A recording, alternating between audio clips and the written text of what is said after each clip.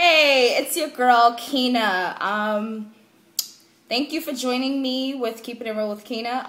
Right now I'm gonna recap on the Real Housewives of Atlanta. Yay! That is my show. I love that show. It's like I've been waiting for you guys to come on and just tear it up and act the fool. So here you go. This is the rundown, okay? So for Real Housewives of Atlanta, you got Kim. Let's start off with Kim. Kim is preggers. She's preggers with Kroy's baby. I like Kroy. I didn't like Kroy before, but I like the dude. He seems like he's sincerely, genuinely into her. And she seems like she's genuinely, sincerely into his body, which makes money for the household. It keeps some checks coming in. She don't care about nothing else. Just make sure you keep that money coming in. So Kroy, don't mess up with anything, tear that ACL, nothing like that. You got to keep it going so you can keep making money for Mama Kim. All right. Sweetie, did you get the memo that slavery's over, baby? I don't think you got that memo yet. Yeah, it's over. All right, moving on to Phaedra. Phaedra is my chick. I love Phaedra. She's actually grown on me since like the first season she's joined. She's grown on me. I didn't care for her too much, but she's got that Southern Belle, ditzy, damsel in distress kind of thing down pat. I like her. I like her. She's getting into her funeral parlor business, which is a little morbid, but she happens to make it seem so funny. She's just so quirky, and her jokes are just dead on. Like, it's a breath of fresh air. We really needed that. Good job, Andy Cohen. Anyway, so let's move on to Kandi. Kandi has a new line of adult toys. Adult toys. She is actually opening up a whole new business venture dealing with toys. Actually, shout out to Kandi. I saw her over at Rolling Out seminar for women empowerment. She looks amazing. She talked about all her business endeavors and the Real Housewives and everything like that. She's doing her thing. I just hope that she's not that boring this year. It's one thing to have a lot of things to sell, you know, and have something to market on these shows, but the thing is that you have to be likable and you have to be marketable, because if nobody likes you, nobody's going to buy your shit. So you have to make sure that you're marketable and you're likable. And some of those toys, they look like torture devices or something. I wouldn't want them anywhere near my stuff, so I don't know. And then I'll be afraid I get electrocuted. Why would I want an iPod vibrator? Oh, that's weird. I don't know. Anyway, let's get to the meat and potatoes, y'all. We're going to talk about Nene and Sheree.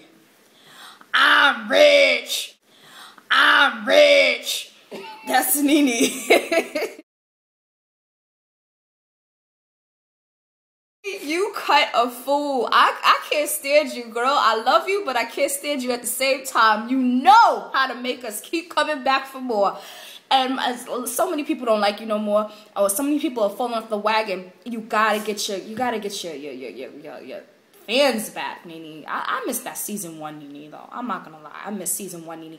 The underdog. I was rooting for you, girl, when Sheree threw you out that party and she didn't have your name on the list. I was for you. You and Kim, y'all were together. You know, Kim was down for you. I miss that. I don't like you and Cynthia. I like you and Kim. I like you and, you know, but whatever. That's just me. I digress.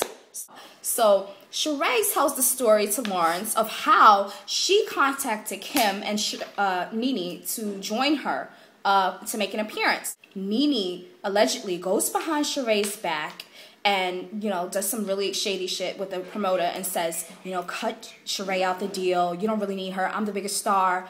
This is my fee. If you have to cut her out to pay me, so be it. You know, allegedly. This is all allegedly. So Sheree's like, listen, let's get the guy on the phone. She calls the dude up. He's pretty much saying, yeah, I spoke to Nene and I spoke to her people. Oh, man, Nene became the Amazon from hell. She wasn't having that. She calls up Diana. You guys, you follow the show, then you know who Diana is. She calls up Diana. Diana is supposed to be her assistant, but come on, that's her, that's her ace, that's her best friend. Of course she's gonna, you know, look out for her best interests. So she calls up, you know, Diane. They're all on the phone in this restaurant, just ghetto as hell. Out of nowhere, Nene's like, I'm rich. I cash Trump chicks. I'm like, ew, you big Amazon. Like, really? She's so huge, just standing, towering over poor Sheree. But you know what? Sheree got fight in her. She was like, let me tell you about yourself right now. I'm going to knock you down a peg or two because you see you got a little too big for your britches, ho. And so she pretty much just like shuts it down. She reminds Nene of her humble beginnings with her rotten teeth that fell out. And Nene tells her that I got $50,000 veneers. And a lot of the bloggers seem to think that you might want to go get your money back.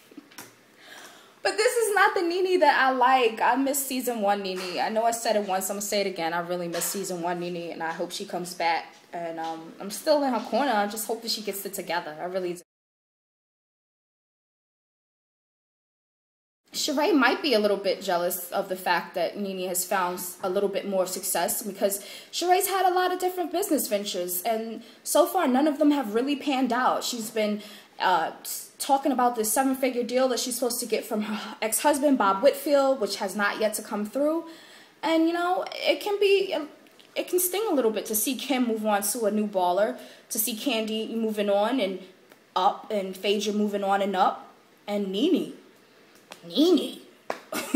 out of all people, Nene, Cynthia, everybody's moving. So I can understand that, but let me tell you something right now. You're going to get to where you want to be. Patience. Patience, girl. Patience and grind hard. So, anyway, I want you guys to give me your thoughts of what's going on. I want your comments, your feedback, everything. Cynthia, I haven't forgotten about you, my dear. I think one of the funniest scenes is Cynthia and Nene crying on Cynthia's shoulder. Cynthia's frail little shoulder, and Nene's all on it crying. Her face, you know, it was crazy. It was really funny.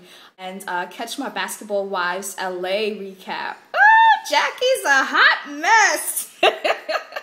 But anyway, catch me on that. Also, guys, I want your feedback and advice and everything. Catch me on Twitter. So you can catch me at Kina4Real, Kina #4Real on Twitter. I love you guys.